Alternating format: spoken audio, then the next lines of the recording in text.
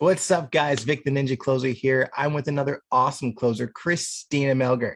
Today is going to be so awesome. We're looking at someone who's got so much experience in the game, so much knowledge, so much behind her that's just pent up energy just waiting to explode. I think it's going to be a great experience. What's up, Christina?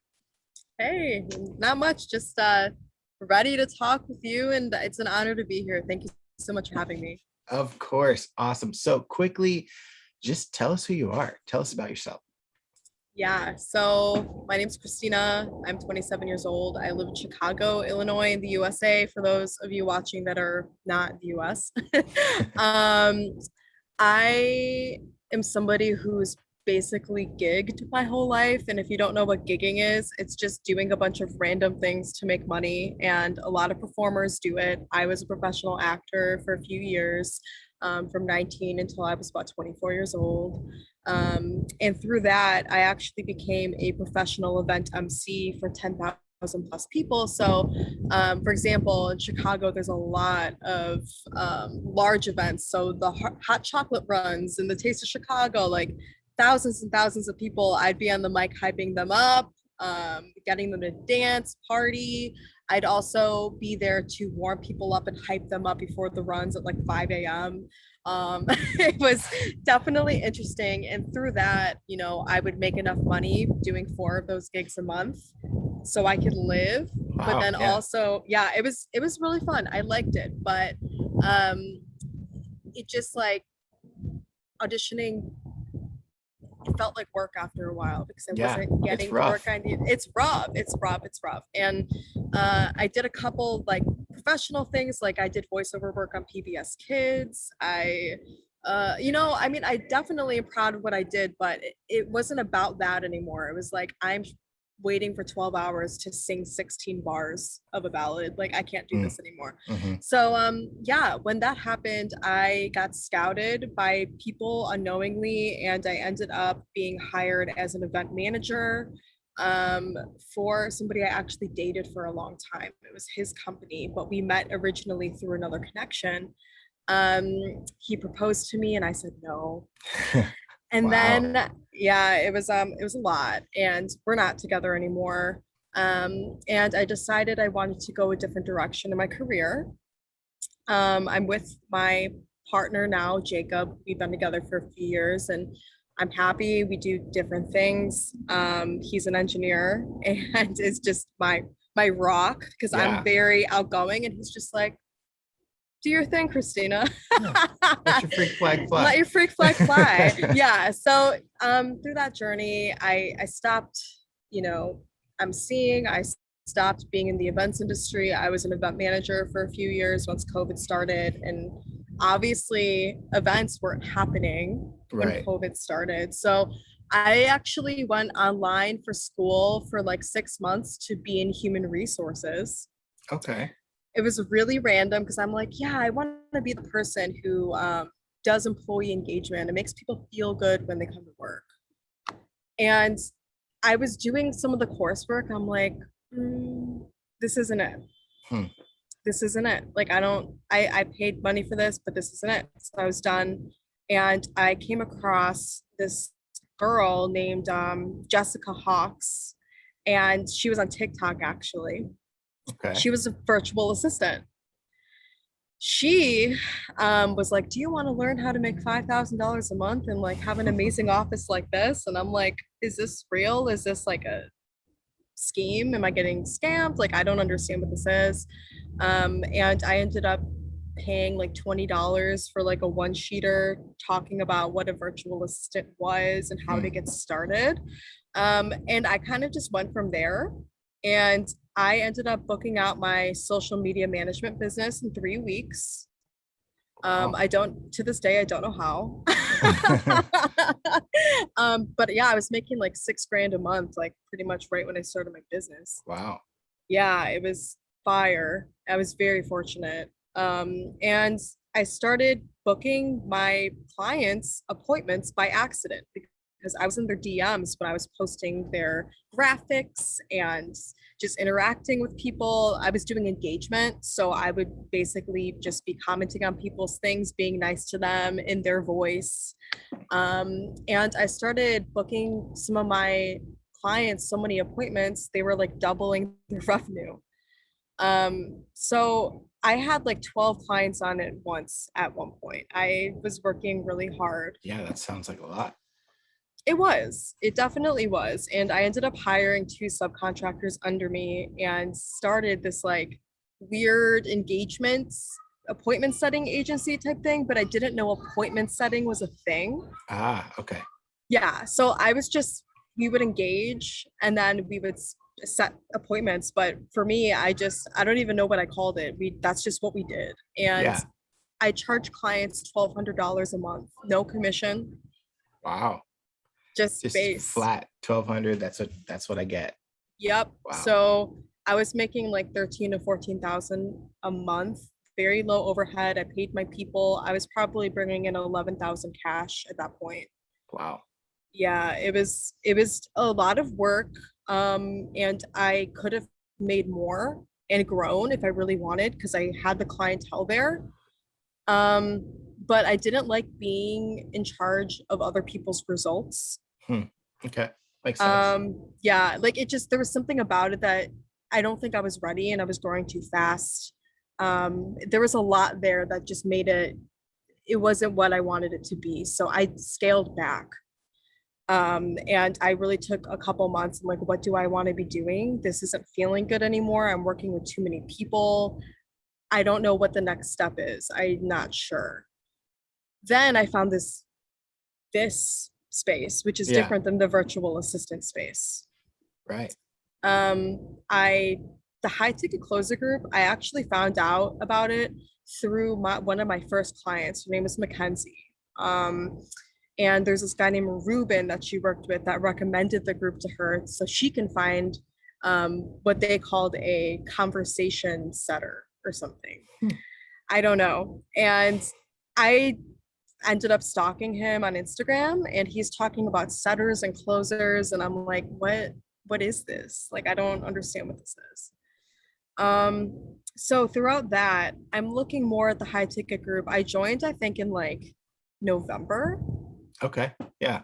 Yeah, like and I just kind of looked at it sometimes and was like, I don't really get what this is. And I thought it was the only group. Like I wasn't part of any other group in this industry. Like I literally thought it was the group.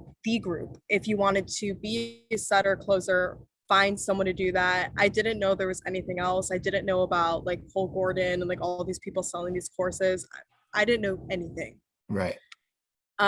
So throughout this time, I was building my own scripts to book my clients more, meetings, and I was just doing my own thing based on what I knew being in sales for 7 years. And I really didn't know what it was I was doing, but I just knew that it was working and people were happy. Yeah. Yeah. So yeah, and throughout time, I started seeing Sam Dubs, Yeah. posting a lot in the high ticket closer group and I'm like, who is this guy? Like, why is he always posting here? And I was looking at his profile and I'm like, he seems like around my age. He seems like a nice guy. I thought he was a closer. So I'm like, oh, he's a closer. How? Like what did he do? And I searched his name in the bar and like saw all this content. And I'm like, what it was like mind blowing to me because I Yeah. was trying to educate myself what this was. And he posted something that was like, if you're somebody who's been curious about this industry, who, wants to be an appointment setter and find a high paying opportunity, write blah, blah, blah. So I wrote like the keyword in the post and he reached out to me. We chatted and I told him everything I'm saying to you guys now. And he was kind of like, He's he's like, like, wait, what? yeah, he was like, wait, what? Because he's never really talked to someone that wasn't like, oh yeah, most people take a program or like Right. do something like that. I did. It was just a very unconventional way of entering this industry. But all I knew is like I was like, I trust him. I don't Hmm. know why. I don't really know what this is, but he's providing value to me. And I know that if I go on this call with this JD guy, like I didn't know JD at all. Right. Um, I know he'll probably ask me to pay for something. So I know that this is like a paid opportunity, and I'm only going to get in this call if I'm interested in paying for whatever this is, right? Hmm. At that time, I was looking for a mentor, and I got on several calls with several different people, and I just was like, I just don't want to pay $10,000 for this shit. Like, this is not for Yeah. me. It was just very low fulfillment. People being like, oh yeah, one call a week and a Slack channel. This is my mastermind. It's going to be $10,000. And I'm like, why though? Hmm. That's like literally, I would at the end of the call, I'm not the kind of person who's just going to hang up and like ghost you. I was like, I don't see the value in this. I'm sorry. Like, Yeah. I just don't. And I'm not afraid to say it. And with JD, it was just different. Like, It's like value overload from the jump. oh my God, yeah. Yeah. Like when he told me how much it was, I was like, why? Yeah. Like I literally was like, that's Yeah. so accessible. Like, is my heart just like felt different. Like it was in my gut where I was like, this person actually wants to help people. And I was actually sitting in the same exact spot in the same courtyard when I was on the phone with JD. And I'm like, I don't know this guy, but he has a man bun. And I trust him. And Trust the bun. yeah, I trust the bun. I trust the bun. And it was just like the whole call. He spent like an hour and 20 minutes on it with me and could have gained nothing from it. Hmm. But And I didn't see the call, but I can only imagine that he spent so much of that call giving you so much. he Yeah. did. I was blown away because coming from the virtual assistant industry, there's a lot of like coaches that Mm. once you start doing something well for a little while, you become a coach and they start I think there are great coaches out there, don't get me wrong, who provide a lot of value. However, there are a lot of people in the virtual assistant world who charge money because they can. Yeah. They aren't providing the value that people deserve. They're not changing lives. They're greedy and want to give as little value as possible so they can also build other programs and make more money. It's not about people, it's about themselves. Right. And I just really didn't like that. I'm like, I had the opportunity to become a coach if I wanted to. I could have charged buku bucks for it if I wanted to. I had people who were willing to pay, but deep down it didn't feel good. And when I met JD, I'm like, this, whoever this guy is and whatever he's doing, I want to do it. And I don't really know what this money is going towards. Hmm. Like I didn't really know, but I didn't really have any money, but I had my credit card and I just took out my credit card and was like, I'm just gonna pay in full. I'm just gonna do it. I don't whatever. Yeah. So that's another thing when people in this industry are like, oh, I can't find an opportunity. I don't have any money. I'm like, do you think I had money? Yeah. Like I didn't. And it's to each their own, right? Yeah. For sure. Um, but the value was unmatched. It was absolutely unmatched. And he just had this realness to him that I've not seen from a single person in this industry that I was like, just take my money. It'll be fine.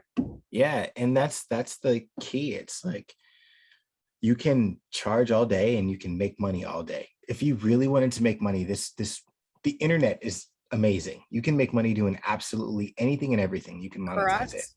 Mm-hmm. But when you really give of yourself and give 100% of yourself to something and expect not the money in return, but the joy and the gift of changing someone's life and giving them the tools to change their own lives, like that's awesome. It is.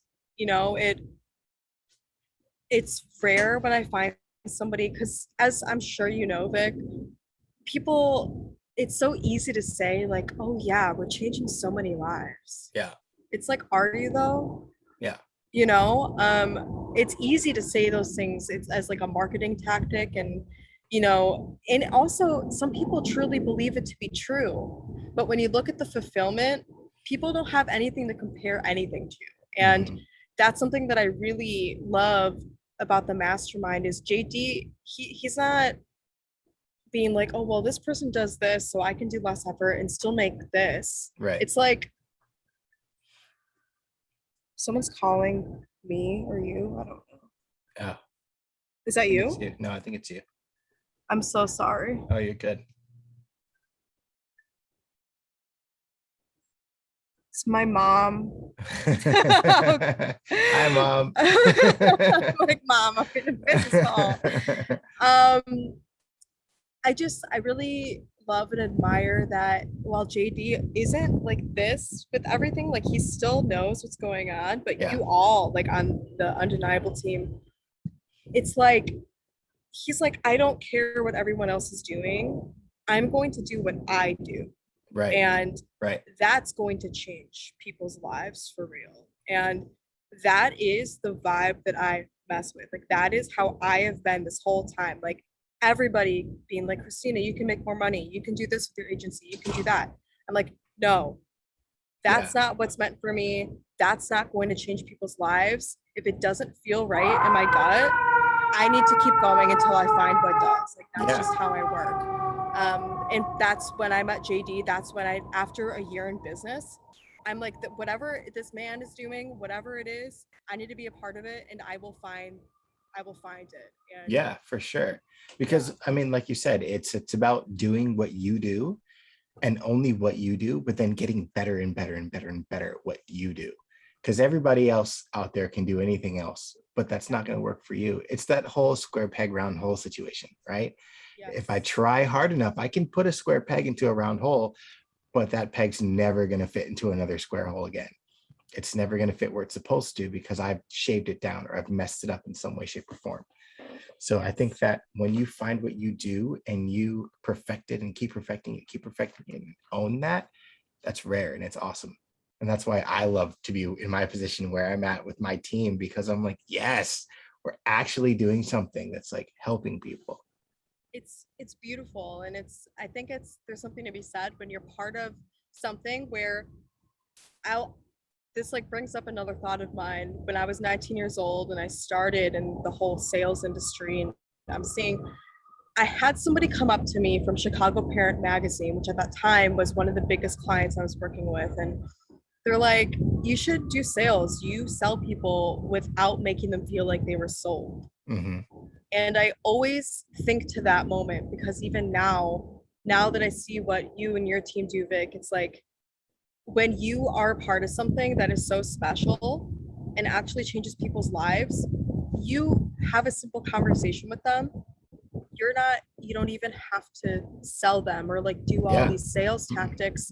You don't have to handle as many objections because they're on the phone with you because they've seen you and they trust you, and they just want the information you have to provide. And Right. really it's presenting that opportunity or the solution for them, and because they trust you, you're not selling them on anything, you're providing a solution. And that is beautiful because there's so many things you have to be like selling the offer, like handling this objection, handling this. Like I don't like to do sales with those things in mind right away. Like of course they Right. still exist, Right. but when you get to the point where you get on the phone like me, people are like, "Oh yeah, I'm ready to put my money down already. Like I know you." I'm like, Yeah. all right, let's hold back a second though and make sure that you're a good fit. Right. But Right. that's when I first started in this industry, it wasn't like that. Like I had to really, really hustle to get people to want to buy my clients' programs because I wasn't the face of it. I Right. wasn't the one that was putting out the content. They were. So I had to be the one like wanting to Mm-hmm. get them on the phone with my clients because some of my clients, as wonderful people as they were, they just weren't the type of person you maybe would want to trust on camera. They didn't know what to say, how to say it, and how to really connect with people. Because you could be a great coach, but be really shitty at putting out content or not knowing how to Yeah. really connect with people at first, right? True. Yeah. Yeah. So yeah, I mean, I could talk about this all day. Like I love connecting with people, and that's what I really feel sales is, and I love being a part of it. And that's awesome. So you went from having no idea what sales is to coming to the sales space almost by accident, and then jumping in and finding your groove and finding, where you belong. where do you feel it's going to take you? Put it this way, what are your dreams? Like, what's the Yeah, purpose? Like, what are you trying to accomplish? really, I would love to be known as like a leader in the online sales space. I would love to be known as a person that people in different communities that I identify with, women, performers, etc., where they're like, oh yeah, go to Christina. She's somebody who will tell you like it is when it comes to finding a remote opportunity, and she'll share with you how to get there so you could have more accessibility, flexibility to make money and continue doing what you want to do. Hmm. Um, I would love to be a leader in the space and like somebody that people feel they can go to support them in their journey into having more flexibility to achieve their dreams, but also have a job that makes them feel good and not dead inside. Yeah. Um, Yeah. so yeah, I mean, that's the goal. Like I really believe that there is room for more people to be in the space and succeed. And the remote journey is just getting bigger. Like we're just getting started. Um, and there's so many companies out there that can utilize talent. And if you have the drive, you have the personality, and you want to love what you do, you don't have to just be like an actor or an artist or a guitar Right. teacher or whatever. You can do that and love that and not be a server and have somebody throw a milkshake at you. Hmm. Like you can like do what Yeah. you love in a different way. You can have more than one passion. You don't have to hate what you do. And I love that this industry gives you the tools to fund those passions and Yes. not just fund them, like you said. Like, I'm not a server. I mean, I've known giggers my whole life, right, who serve or they teach because that's what they have to do in the time being. They teach over here at a school, or they do this or they Yeah. do that, and it's like, no, let's actually do something that gives us the lifestyle we want to have while having the fun that we want to have and enjoying our passions and our joys the way that we really want to. And I love that this industry does that. Yeah, me too. I think that's something that a lot of people don't even think about. Hmm. Um, they think, especially when you're a gigger and like in that industry, you think it's either you're a server, you're a barista, or you work a service retail job, and those are the only options. Yeah. And a lot of times you get burnt out emotionally doing those things. You gain resentment. You don't get to use the skills you have available. You don't need to be a starving actor, starving artist. Hmm. Being a stay-at-home mom as well. You don't need a lot of women have come to me being like, I feel like I'm losing my identity. I'm at home and I'm with my kids. And while I love them, I want to feel like I'm still contributing. Hmm. And that 100%. is something you can absolutely do, like part Absolutely. time. And these opportunities, if you have the work ethic, you can work 3 to 4 hours a day and close some deals and contribute to your family and For still sure. feel good. And that's something Yeah. that people just don't know about this. And my goal is to educate people all over the world about this so they can feel like they have a purpose no matter what situation they're in. That's awesome. So if you were to give one nugget, just like one juicy nugget of wisdom to someone who is the ideal client for you, the ideal candidate for something like this, a space like this, what would you tell them? I would tell them, I would tell them you could continue living the life that you're living now and feeling miserable, or you can take one step forward while I'm holding your hand with you and take a chance to feel more alive. Yeah, that's awesome. Yeah. Dude, thank you so much for this interview. I think I've learned a lot about you. I think everybody who's watching can learn a little bit more about the drive and the work ethic that it takes to make it in the space, but also the possibilities that could be there if you just open Yeah. your mind up to expanding your horizon and your vision of what your life can be. I think it's awesome. Thank you so much. Thank you so much for having me. It was a pleasure. And I hope that whoever's watching this, you found value in our conversation. And if you ever want to reach out to me to talk more about my journey or maybe about your own, just know that my DMs are always open and I'm always here to educate and be a real voice in this industry for people who are maybe afraid to take the next step. Awesome. Where can people find you if they want to reach out to you? They can find me on my Facebook under Christina Melgar, Melgar, or you can find me on Instagram and it will be under Christina Connects. And my name is Christina with a CH. Either way, you can reach out to me in one of those ways and I'll answer because I'm not a celebrity. So not yet, at least. Not yet. Awesome. It's great to have you. We'll see you soon. Thank you.